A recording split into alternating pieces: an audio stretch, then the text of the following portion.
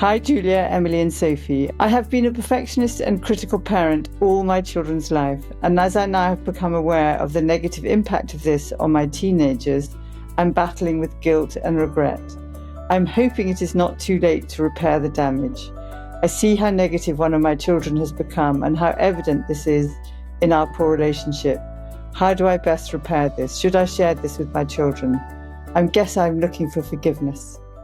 Well, I think that's a very beautiful question and a painful thing to realise, but also a really incredible thing to realise at this point in your children's lives when they are still with you. And yes, you could definitely make really significant, impactful changes now. And yes, I think it would be a really lovely thing to recognise to your children to I've just sort of realised this thing about myself and I wonder if that's affected you, and I worry that it does. I think the thing about change in terms of those really deeply rooted patterns, I imagine that you are this way for a reason, from your own history, that this was something that developed in you as an adaptive strategy, a way to survive. And those templates tend to be quite deep rooted. So even when you've had this sort of amazing realization of oh gosh, I do this thing that I don't want to do and I can really see the impact it's having on my children.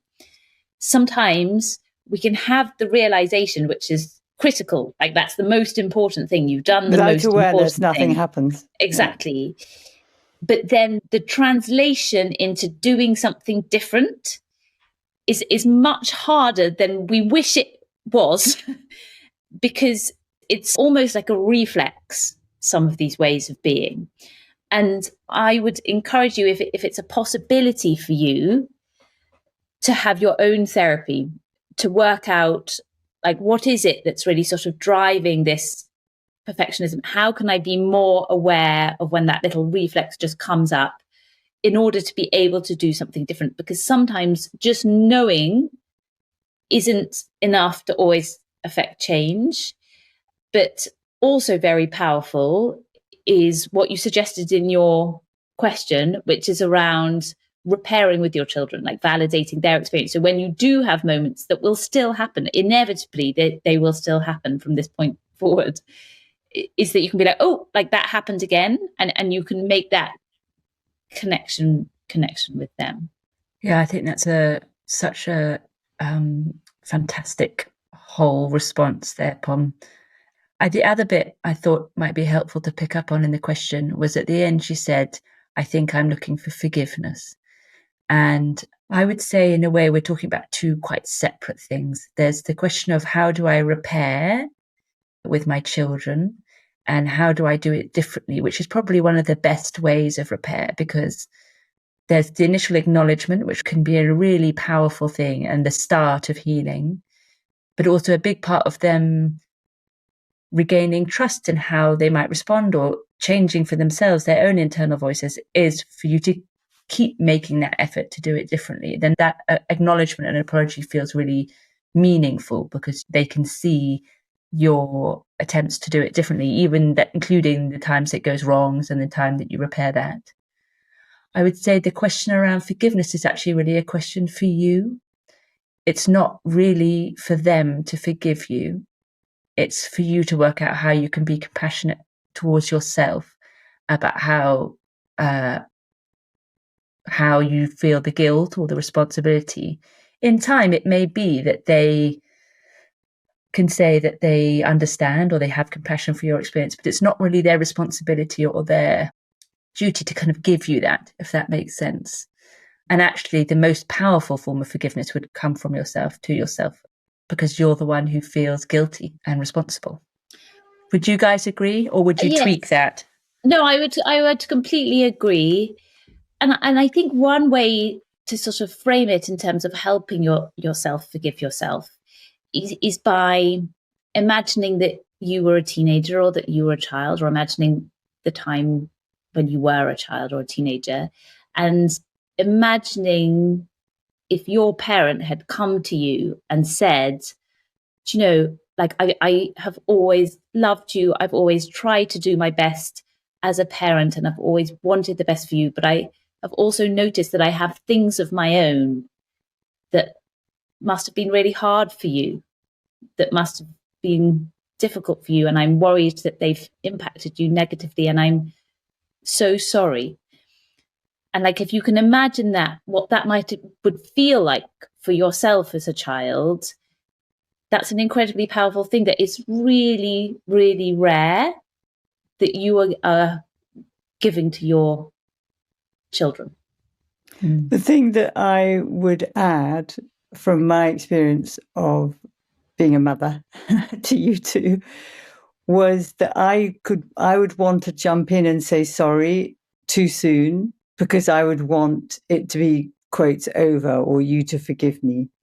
And I think sometimes the piece of work that's hard to kind of hold on to is the witnessing and listening to what your children say to you. So being curious with them and collaborative, like, I've recognized this about myself. Can you tell me, now that we can look at this together, about what the impact on that has been for you?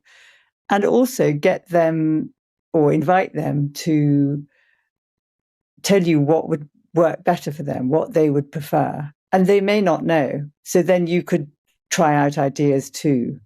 You're always the mother, and you have probably much more power than you recognize.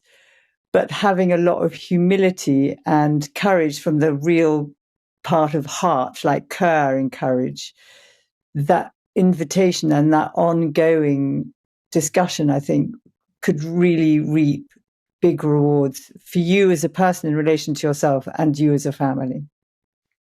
Yeah, and I would therefore, off the back of that, really sort of back up, if possible, to seek support through therapy or through a group, or at the very least through friends, but ideally something like therapy, because as Mum said, it's such a courageous act to apologize to somebody, to acknowledge that you feel like you've got something wrong, especially in parenting when you care so much and so deeply. And we all just want to do our best, and we all make serious mistakes along the way and have our own stuff that gets in the way. Not me, obviously. Not you, obviously. In a way, that moment that you come to them and offer this is a moment for you to be holding them in the way that Mum described, as in the mother role. But to help you being able to hold them, probably somebody needs to be holding you, because things they might say might really hurt or kick off a whole set of thoughts and feelings for you. Or often I think the guilt as a parent can be so unbearable, then we can't really bear to hear, because we just can't bear the pain of having hurt our own children, which is the last thing in the world we wanted to do. And if this was a video, you'd see Mum making a lot of faces right now, like, I remember, it's the worst. It's the worst. Oh my God. I hated it. I would definitely say that we're a family that could prove, to your question, can you repair later on in life? I would say we've done lots of repair, even beyond adolescence, in adulthood. When I was training as a therapist at Metanoia, there was a poster on the wall that said, "It's never too late to have a good childhood." And is it? Isn't it? Well, maybe you can argue that. I think what I took from it, and there could be maybe many ways of looking at it, is you can't change what happened, but you can change your relationship with what happened. And I think when you're open to your part in what happened, and you change your relationship with that by insight, by awareness, by humility, by honesty, and trying to discover what was going on in you and what that impact was on others, that can be powerfully transformative. Yes, I agree. I just think good is maybe the wrong word. Okay, what should it be? I think maybe it's never too late to like heal. Doesn't sound so good though, does it? No, I know, but good childhood is like, I don't know. Like, some people have really shitty childhoods. I don't think there's a way of like making them good. No, that's true. But yes, I think you can change your relationship to them. I think you can change your relationship to your parents, even if they're not around. Like, those things I think you can change. Yeah. And I'm being nitpicky. I really thank you for such a great question. And I hope it's helpful to everybody. I've still got a lot to learn. So these questions actually help me learn too. I think there's a thought in therapies that you can only go with your client as far as you go in yourself. And the questions that you will ask us force the three of us to kind of look at things that probably we haven't thought or faced. And so that is very helpful for me too. And I'm really grateful. So thank you for the question. Thank you for everyone for listening. And I hope you listen again soon. Bye.